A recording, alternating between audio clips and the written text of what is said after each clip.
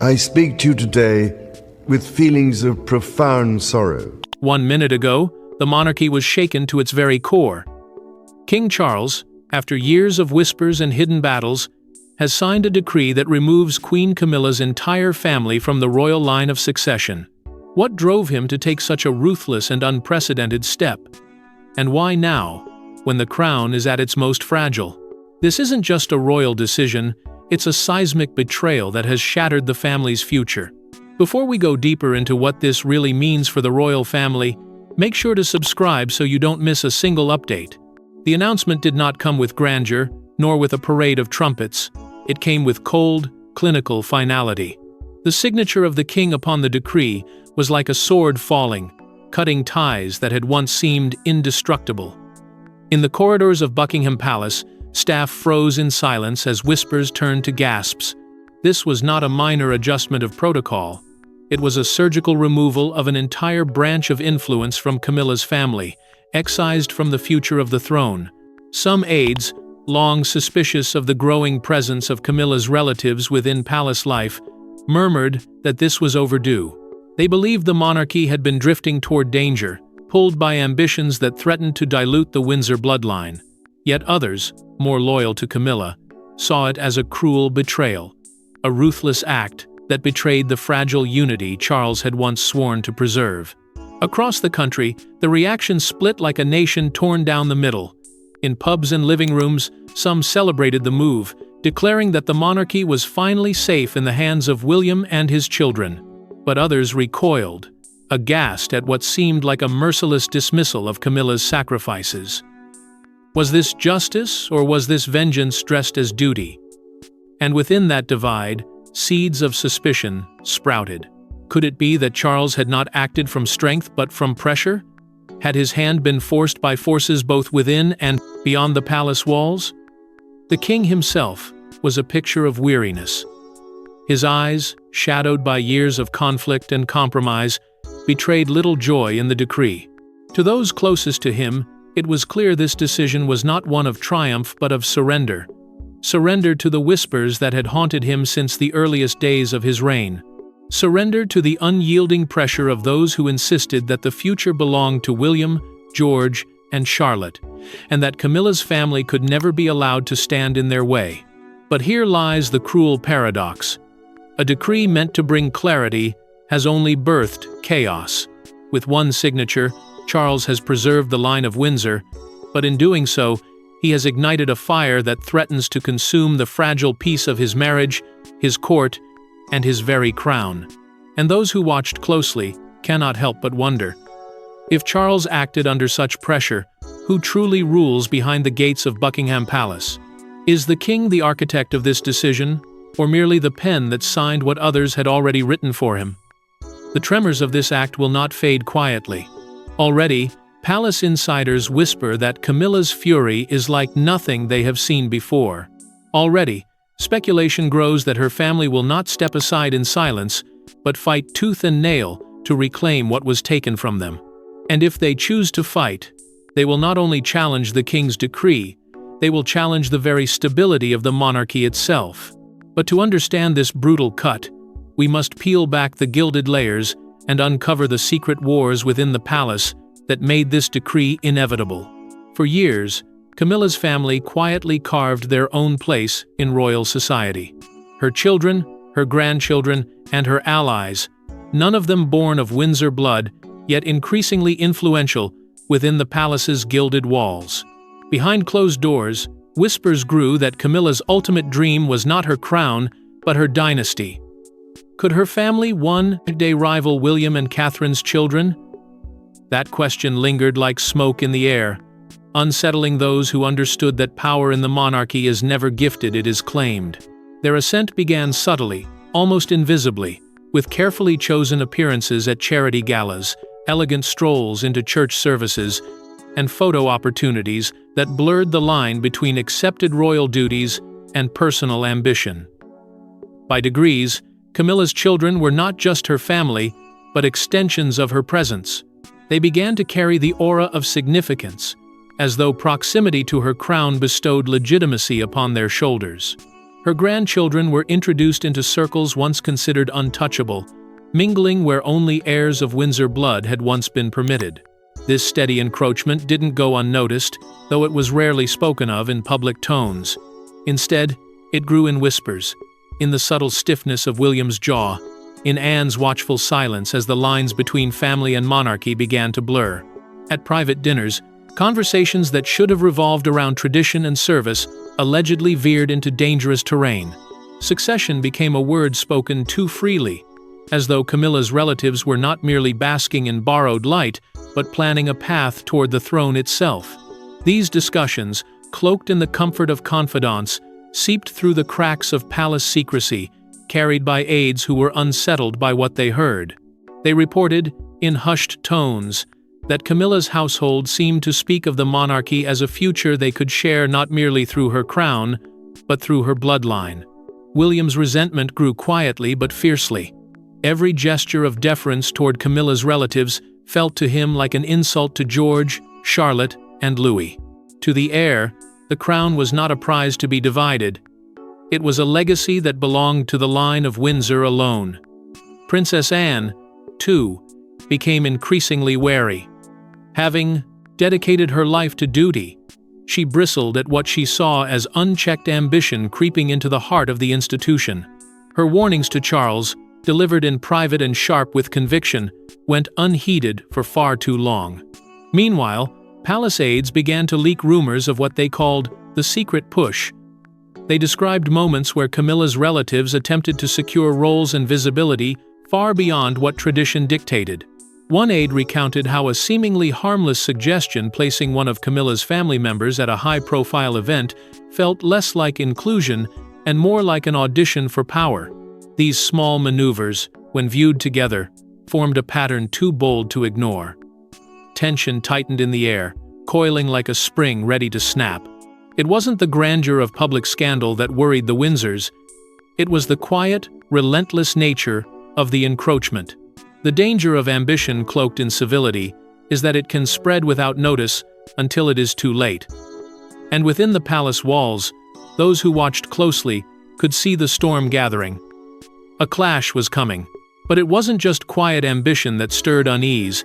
There were darker whispers, secrets buried so deep that Charles himself could no longer ignore them. The king's pen did not move on impulse. It moved because of what he had seen. Behind the velvet curtains of Clarence House, a series of secret reports landed on his desk, reports that revealed Camilla's family had crossed a line no monarch could tolerate.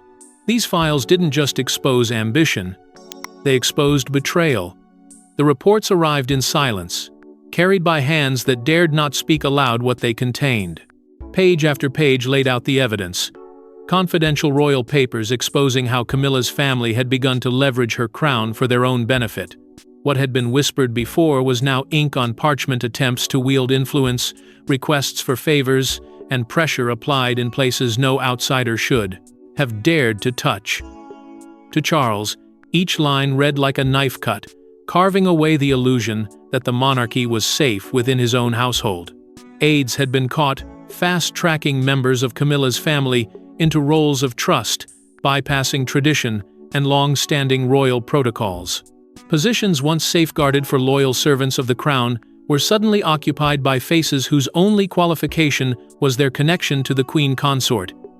It was not just nepotism, it was an intrusion into the sacred order of monarchy, and worse, it was happening under Charles's very roof. Even more damning were the letters. Polished, persuasive, but unmistakable. They revealed lobbying efforts for titles and recognition that belonged only to blood heirs of Windsor. To the king, it was a chilling revelation. The crown was not being preserved. It was being negotiated, chipped away at by those who saw it not as a legacy but as an inheritance to be seized. For Charles, who had spent his life preparing for the throne, the betrayal cut deeper than any public scandal ever could. This was no longer a rumor. This was proof. Yet, proof alone was not enough to ease his torment. He was torn between loyalty to the woman who had stood by him through decades of struggle and his duty to the crown that now weighed upon his shoulders. To act against Camilla's family meant declaring war inside his own marriage. To remain silent meant risking the very survival of the monarchy he had sworn to protect. The conflict raged within him, leaving him hollow, pacing the corridors of Clarence House at night, consumed by sleepless hours and haunted by what had been laid before him. And then came Anne. His sister, unwavering, unbending, stepped into his turmoil with the clarity he could not summon himself. In a private confrontation, she laid the truth bare. "This cannot continue," she told him, with the bluntness only she possessed. Anne was not swayed by sentiment, nor shackled by fear. Her words pierced Charles more sharply than any report or letter, for they carried the weight of their mother's legacy and the loyalty of a sister who would not see the crown dismantled by silence. With every passing night, Charles's health seemed to fray alongside his peace of mind. His face bore the exhaustion of a man trapped between heart and heritage, between the woman he loved and the dynasty he was born to preserve. The reports sat on his desk like ghosts, demanding action, and in the end, they forced his hand. The decree he would later sign was not born of strength, but of desperation, a final attempt to save what was left of the monarchy's foundation. But the monarchy is never shaped by paperwork alone. It is shaped by people. And soon, the cracks in Charles and Camilla's marriage began to show like never before. For years, Charles and Camilla stood as the untouchable pair, weathering storms and scandal alike. But behind the polished smiles, their marriage had begun to fracture. Camilla, furious at the king's decree, saw it not just as a betrayal of her family, but a betrayal of her entire life's sacrifice. And Charles? He saw her fury as proof that her loyalty had never been to him, but to her bloodline. The arguments came swiftly, sharper than the cold winds outside Buckingham Palace. What began as clipped words soon escalated into confrontations that shook the walls of their private chambers. Staff whispered of shouting matches that stretched late into the night, voices rising above the silence of the palace halls. Charles, once a man of restraint, now raised his tone with desperation, demanding to know whether Camilla's devotion had been to him or to the dynasty she longed to create. She, in turn, accused him of betraying her, of choosing William and Catherine's future over the bond they had sworn to protect. To Charles, this was not about preference, it was about survival. He believed he had acted for the monarchy's good, preserving its legitimacy for generations to come. But to Camilla, it was personal. She saw the decree as an erasure of her years in the shadows, her sacrifices made to stand beside him, and her family's quiet climb into respectability. The crown she had fought to wear now felt like a hollow ornament, stripped of the future she had envisioned. Her anger became fuel for those closest to her. Camilla's inner circle of friends, allies, and confidants, who had benefited from her rise, began to murmur of revenge. Exposure, they warned, would be their weapon. If the king had cut them out, they would bleed the monarchy in return. Rumors swirled that secrets locked away could find their way to the public. It was a dangerous whisper, but one that carried weight in a family where history was already stained with scandal. The toll on Charles was visible. His health, already strained, seemed to deteriorate under the pressure of constant conflict. His shoulders slumped lower, his face paler, his voice weaker. Nights spent pacing the palace corridors gave way to mornings of exhaustion, each day dragging him deeper into frailty. He was a man torn in two between the throne he had finally claimed and the marriage that had once been his solace. And yet, beneath Camilla's outward rage, there was something more dangerous brewing. Those close to her noted the calculation in her silence after each argument, the way she stopped fighting only to retreat into thought. Foreshadowing hung like a storm cloud over the palace. Was she preparing a counterstrike that would bring the monarchy to its knees? And as their marriage teetered, the next generation, the heirs themselves, were pulled into the battle, whether they wanted it or not. While Charles and Camilla clashed in silence, William and Catherine prepared in the shadows. The heirs were no longer silent observers. They were defenders of a dynasty under siege. Their children's birthright, their very future, was at stake, and they were ready to disdain, fight for it. William's frustration had been simmering for years, but the king's decree gave him the clarity he had long been waiting for. To him, Camilla's family had crossed a boundary that no outsider should have dared approach. Each appearance, each whispered suggestion of influence, felt like an attack on the very foundation of the monarchy. And though he had tolerated much in the name of keeping the peace, William knew the moment had come when silence could no longer serve the crown. Catherine stood firmly at his side, her resolve just as unshakable. While William carried the burden of the heir apparent, Catherine wielded her influence in quieter but equally powerful ways. She wrote letters directly to Charles, words heavy with both love and warning. Our children deserve security. These private appeals were not pleas. They were reminders that the monarchy's future rested with George, Charlotte, and Louis. And if that future was threatened, she would not remain silent. Around them, a network began to form. Allies within the palace, some weary of Camilla's growing dominance, began to shift their loyalty. What had once been whispers of discontent grew into deliberate acts of support for the heir and his wife. Aides who had once hesitated now leaned closer, sharing their knowledge of what they had seen, reinforcing William and Catherine's belief that the monarchy needed a course correction. It was no longer about personalities, it was about survival. Their focus never wavered from their children. George, the boy destined to one day wear the crown, became the symbol of everything they were fighting to protect. Charlotte and Louis, though younger, represented the continuation of a bloodline that stretched back centuries. Each decision William and Catherine made was framed by the simple, unshakable truth that the monarchy must remain theirs, not hijacked by the ambitions of those who had married into power but were never born to inherit it. And yet, they were not alone in their resolve. In Princess Anne, they found not only an ally but a source of strength. William's bond with his aunt deepened during this time, forged through shared frustration and a mutual devotion to Queen Elizabeth's legacy. Anne, unyielding in her convictions, offered the kind of moral clarity that William desperately needed.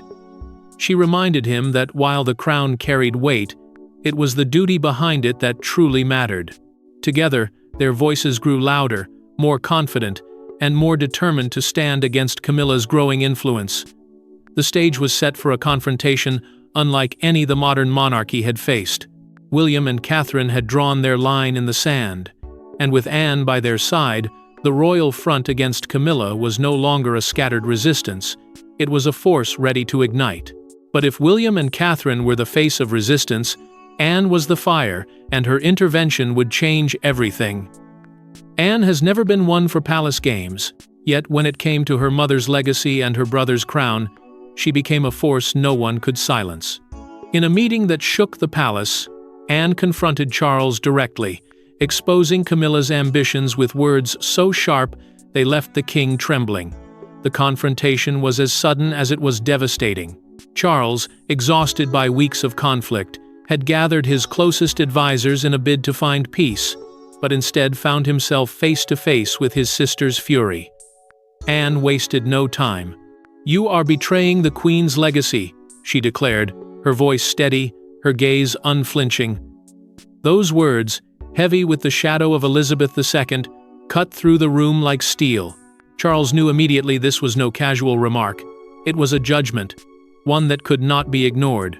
Anne went further, recounting private warnings from their late mother. Whispers passed in confidence about the dangers of letting Camilla's ambitions run unchecked. "She told you this could happen," Anne pressed, her tone more sorrow than anger. "And still, you've let her family creep into places they never belonged." Witnesses later said the room fell into stunned silence, the weight of the Queen's memory pressing on every shoulder. Even Charles's closest allies could not shield him from his sister's truth. Charles faltered. For years, he had carried the burden of loyalty to Camilla, to the institution, to his own fractured heart. But Anne's words pierced where no aide, no advisor, no rival ever could. His composure broke. Those who watched claimed to see tears form in his eyes, his voice faltering as he tried to defend his choices. But Anne did not retreat. She pressed forward, relentless, wielding her loyalty to the crown like a weapon forged in fire. Then came the proof. Anne laid before him evidence she had gathered: documents, testimonies, undeniable accounts of how Camilla's family had sought to manipulate palace structures to their advantage. This was no longer suspected. It was a fact. Charles trembled as he read, his hands shaking, his face drained of color. The betrayal was no longer hidden. It stood in the open, undeniable, demanding justice. That night, Charles's decision crystallized. He would sign the decree, not because of advisors, not because of political pressure, but because his sister had forced him to face what he could no longer deny. The monarchy itself was at risk if he did nothing.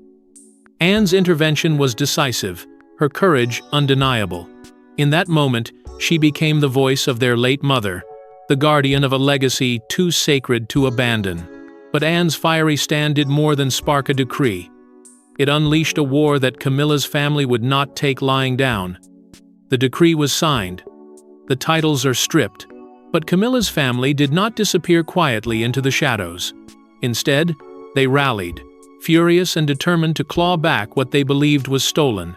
And their fight would soon spill into public, dragging the monarchy into one of the ugliest wars it has ever faced. At first, the response came in defiance. Relatives who had been expected to retreat from their newly severed roles refused to step down. They continued to appear at events, to use the weight of Camilla's crown as a shield, to act as though nothing had changed.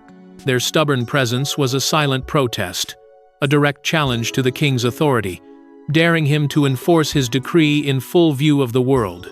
What should have been a clean break instead became a festering wound. Then came the leaks. Like water seeping through cracks, carefully chosen stories began to emerge in the press. Anonymous sources painted Charles as a frail monarch, weak and easily manipulated by William, Anne, and Catherine. Headlines questioned whether he was truly fit to reign, or whether his crown was already a hollow symbol propped up by those around him. Every leak was designed to strike at the heart of his legitimacy, to turn public sympathy back toward Camilla and her family. Camilla herself did not stay silent. In carefully chosen moments, she hinted at the existence of secrets that, if revealed, could destroy the monarchy from within. The suggestion alone was enough to send tremors through the palace. What secrets did she mean? Were they whispers from the past, buried scandals long hidden, or the kind of revelations that could topple the fragile balance of royal power? By refusing to clarify, she weaponized doubt itself, leaving the nation gripped by speculation. The tabloids feasted. Scandalous headlines splashed across front pages. Betrayal, power struggles, hidden agendas, and whispers of revenge. The public, already divided, grew even more fractured. Some saw Camilla as a woman betrayed by the man she had sacrificed so much for. Others viewed her family's rebellion as proof of the king's wisdom in cutting them out. The monarchy, once a symbol of unity, was now the centerpiece of a brutal national argument. And behind the palace gates, panic grew. Control of the narrative was slipping away. For every firm statement from the king's advisors, another damaging story surfaced. For every show of unity from William and Catherine, another rumor suggested division and decay. It was a war not fought with armies, but with words, headlines, and the shifting loyalty of a weary public. And the more the struggle dragged on, the more fragile the monarchy's image became. The fight had escalated beyond private rooms and closed doors. Now, it was a battle for survival in the court of public opinion. And the royal family's enemies were not foreign powers or rebellious lords. They were those who had once sat at their own table. And as the palace scrambled to hold its ground, Charles made one final, heartbreaking move that no one expected. At last, the world saw not a monarch, but a broken man. In a rare, tear-filled address, King Charles revealed the painful truth, that his decision was not just about power, but about survival. His crown, his family, and the very monarchy itself were at risk, and the cost of his choice would haunt him for the rest of his reign. When the cameras lit and his voice trembled across the airwaves, millions sat in stunned silence. Never before had the king bared himself so openly, his carefully guarded composure shattered by raw emotion. Tears welled in his eyes as he admitted what so many had suspected, but few dared to say aloud, that the war tearing through his palace had seeped into his marriage, fracturing the very bond that was meant to be his anchor. He confessed, with words heavy and deliberate, that betrayal had not only come from outside forces but from within his closest circle. For the first time, the nation heard Charles speak, not as a ruler bound by protocol, but as a man crushed beneath the weight of choices that could never be undone. He admitted the decree was not born from ambition, nor from cold calculation, but from desperation to protect what he described as the future of William and Catherine, and of their children who must inherit something whole, not broken. The words lingered like a plea, an attempt to justify actions that had torn open the monarchy's deepest wounds. He spoke of sleepless nights, of a conscience battered between duty and love, and of the heavy silence that followed every argument with Camilla. His voice cracked as he acknowledged what many had whispered, that he had sacrificed his marriage for the crown. The public reaction was instant, yet divided. Some were moved to tears themselves, seeing in the king's vulnerability a humanity that made him relatable, even sympathetic. For once, he was not the distant sovereign, but a father, a brother, a man trying desperately to hold a crumbling institution together. But others recoiled, questioning whether such an emotional display was strength or weakness. Was this the transparency of a courageous leader, or the breakdown of a monarch unfit to withstand the storms of his reign? What could not be denied was the lasting scar his confession carved into the monarchy. This was not a carefully polished statement vetted by aides. It was raw, unfiltered, and irreversible. He had lifted the curtain and allowed the nation to glimpse the palace not as a fortress of tradition, but as a battlefield of betrayal and sorrow. And though his honesty stirred compassion, it also raised questions too dangerous to silence. If the king himself admitted such fractures, could the monarchy ever truly recover? In the closing moments of his address, Charles looked directly into the camera and offered a warning, subtle yet haunting. "This fight is not over," he whispered, his voice carrying the weight of prophecy. The words landed like thunder, foreshadowing storms still to come. His tears may have softened the nation for a fleeting moment, but the undertone of his confession left no doubt. The monarchy's survival was still uncertain. But as the nation absorbed his words, one question remained. Had Charles truly secured the crown, or simply delayed its collapse? The ink has dried, but the storm has not passed. Camilla's family may be stripped from succession, yet their shadows still linger over the monarchy. For William, Catherine, and their children, the future hangs on a knife's edge. And for Charles, the crown he fought to protect may one day be remembered not as a symbol of unity, but as the throne that tore his family apart. George, Charlotte, and Louis now stand at the heart of a dynasty reshaped by their grandfather's decree. They are heirs to a crown scarred by betrayal and war, symbols of hope in a fractured kingdom. Yet the weight they will one day carry is heavier than any child should know, for their very future has been defined not just by their lineage but by the enemies cast out in rage. Their innocence is guarded, but behind palace walls, every decision made today is calculated with their tomorrow in mind. The monarchy has tied its survival to their destinies, and that truth cannot be undone. Still, the fear persists that Camilla's fight is far from over. Though her family has been cut from the royal line, the threat of revenge looms like a storm on the horizon. Memoirs, secrets, and hidden truths, any one of them could be unleashed to shatter the carefully preserved image of the crown. And those who know Camilla best warn that she has never been one to surrender quietly. Her silence now may not be peace, but preparation. The monarchy itself is divided, trapped between tradition and betrayal. For some, Charles's decree is a victory, the final restoration of order and purity within the Windsor bloodline. For others, it is a wound that will never heal, a sign that power was not wielded with wisdom but with desperation. The cracks spread further each day, widening with every whisper in Parliament, every headline in the press, every private doubt in the hearts of those sworn to serve. Amid the chaos, Princess Anne has emerged as the steadfast protector of Elizabeth's legacy. Her voice carries weight beyond the throne, a reminder of a monarch who once embodied unshakable duty. In Anne, the people see continuity, a guardian who will not let her mother's vision for the monarchy be erased. Yet even she knows her strength is not infinite, and the future cannot be secured by loyalty alone. Speculation grows that Charles himself may not remain on the throne much longer. His health, his sorrow, and the fractures within his own marriage have fueled endless rumors of abdication. Would he step aside for William, handing over the crown to the son who now stands as both heir and savior? Or will he cling to the throne, determined to outlast the storm he himself unleashed?